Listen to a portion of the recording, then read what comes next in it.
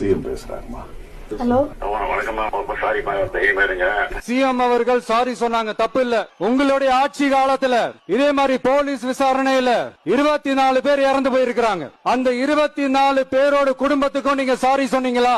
தயவு செஞ்சு சாரி சொல்லிருங்க. சாரி கேட்டார்ல அதுல அப்படின்னு நிறைவடைகிற நீங்க உங்களை நான் கொன்னுறேன், கொண்டுட்டு உங்க அம்மாட்ட போய் சாரின்னு கேட்டா சரியா இருக்குமான்னு கேக்குறேன். சாரி சொல்லிட்டார்ல, வேற என்ன செய்ய முடியும்னா இதுலயே நீங்க நிறைவடைகிறீங்க.